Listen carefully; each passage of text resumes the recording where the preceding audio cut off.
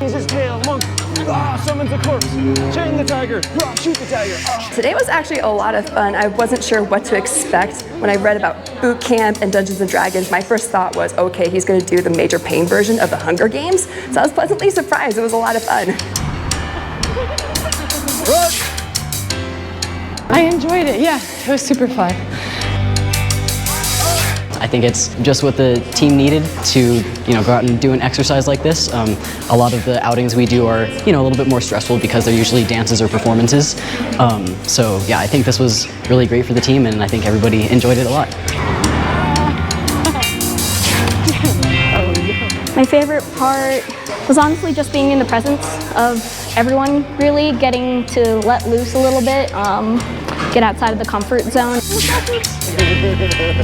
I really like this team, and I think that we have a really good team dynamic already, but I'm always looking forward to new experiences to kind of work more together and start to really, function more as a team and not just as friends, but really work well together as a team.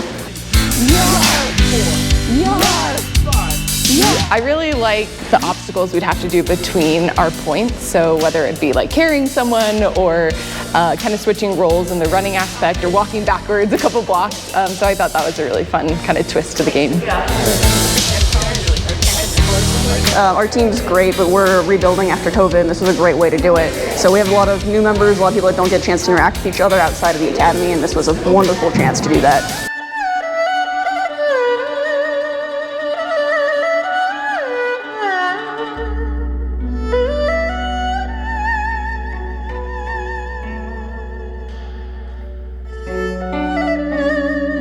At Sacred Mountain, we teach and train Shaolin Kung Fu. I think martial arts has more value in the modern world than it did classically. Today, we don't need to use our martial arts for defense nearly in the way it was in the past.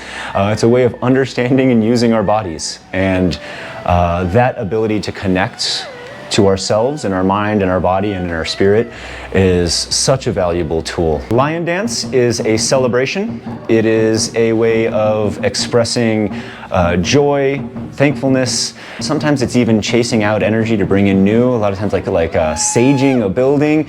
It's that same idea, which is why we do a lot of grand openings as well.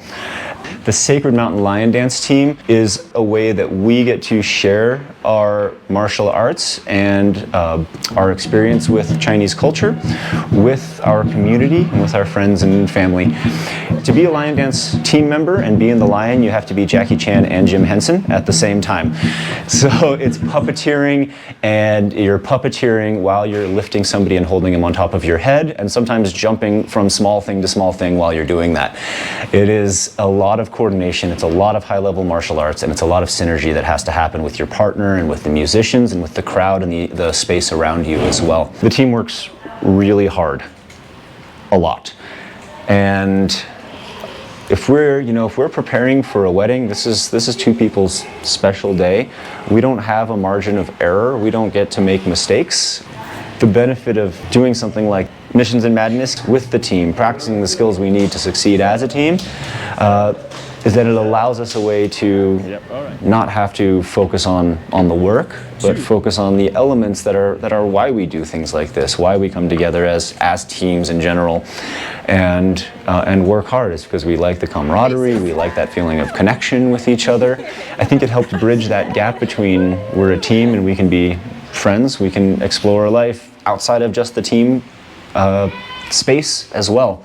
So I think it really helped to bridge that, and that was really neat to see. So the first movement to the Orpheum while having to carry one of our team members, I thought was excellent. Right off the bat, I was like, oh good, the team's getting practice. All right, you ready? Yes. Ready. Yes. All right, you're on pirate duty? Yes. All right, you're on timekeeping? We got our casualty. Let's go! If anyone in the back needs us to slow down, let us know. So we're immediately communicating. We were strength training. We were developing teamwork through that, so one person had to be carried, but when are we stopping and trading? Are people communicating when they're tired or they need help, which is always an important trait to possess. It's good to have pride. It's also good to know when you need to ask for some help. So I thought that was a really neat way to explore some of those spaces. I was really excited. It was a great way to start to bring the team into our first activity really well. Yar. All right, here we go. One. Yar. Two. I love knuckle push-ups. It makes push-ups harder. It makes us focus on small muscle groups, which makes us focus overall on our form and our technique. I've watched really strong people throw 50 push-ups down without thinking twice, and then I show them how to do one really good push-up, and at 10 or 15, they're gassed completely. So it allows us to think about our entire body as we're going through. And for martial arts, one of the hardest techniques to really do well is to throw a punch. People see punches all the time, and you see a lot of broken metacarpals, and you see a lot of damaged wrists and dislocated wrists, a lot in my profession. And learning how to strike safely and appropriately takes time. The Kim aspect of Missions and Madness, I think, was actually one of the most, for me, martially important parts of the game. Awareness. So you go practice all these things, and if you're not paying attention to where you're going, what does it matter? All right, what's your question? How many Bobs are at the school? Seven. Everybody's in agreement? All right. How many Nandao are on the rack underneath the clock? Are we counting the double broadswords as 1 or 2? Yes. One space on the rack. Okay. My Nandao's on there Well, too. you have the two broadswords, which are together. Nandao, your Nandao, school Nandao. The other wall at 6, I counted before we left. I don't know if it's the same on the front wall. I think we're talking about the clock wall. Yeah. I don't know if they're the same rack. Like the same amount. have the same number. Right. Well, then the one on the front isn't full.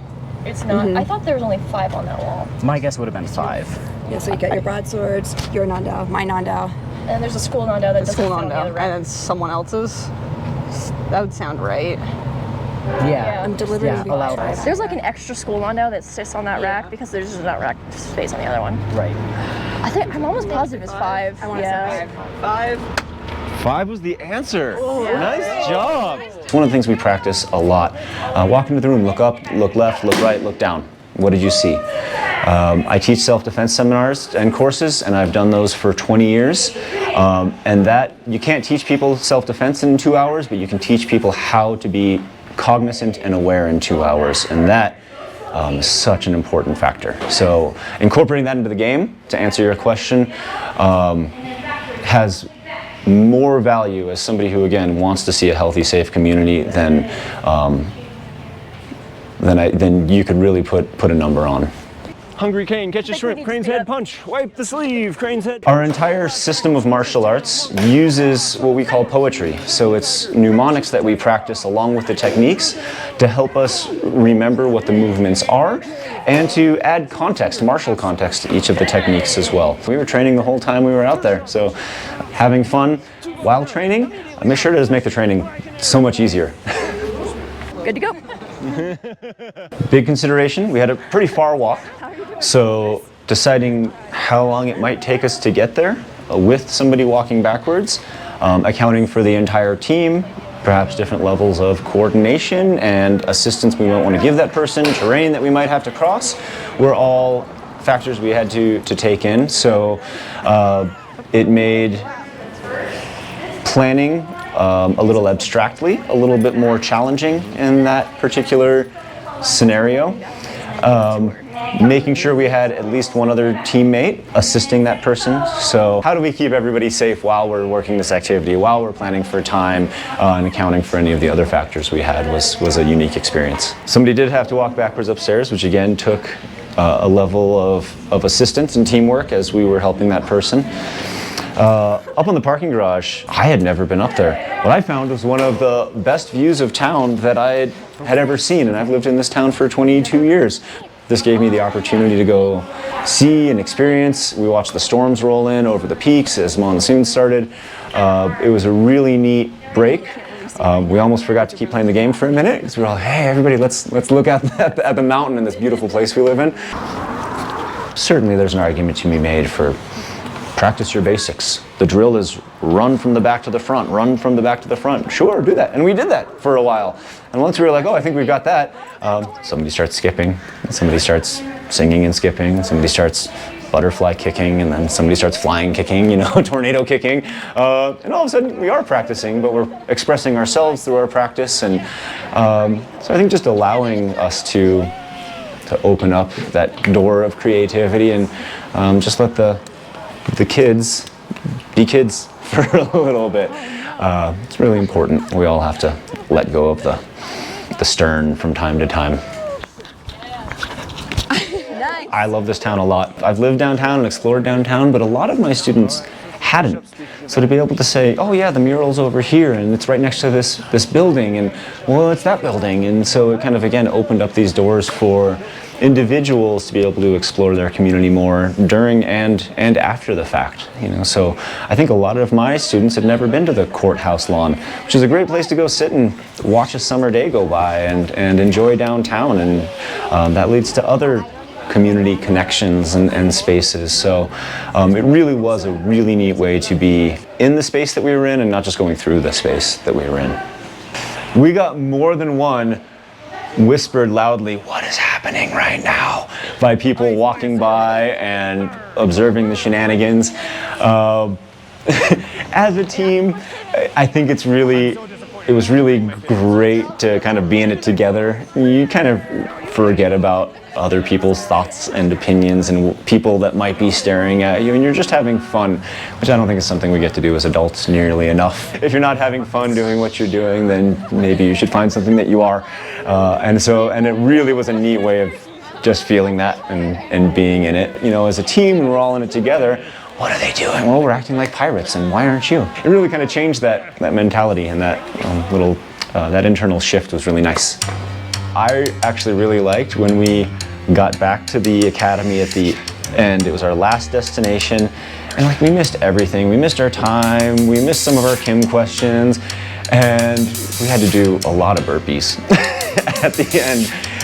And so I'm like, yeah, all right, let's pump it out. You know, what a great way to end is like, let's pump it out and get tired, but also watching the entire team look the exact same way that I was feeling. All right, we got burpees, let's do them. And everybody was just in it together. And it was just a really good, high energy, literally strong way to end a really good day.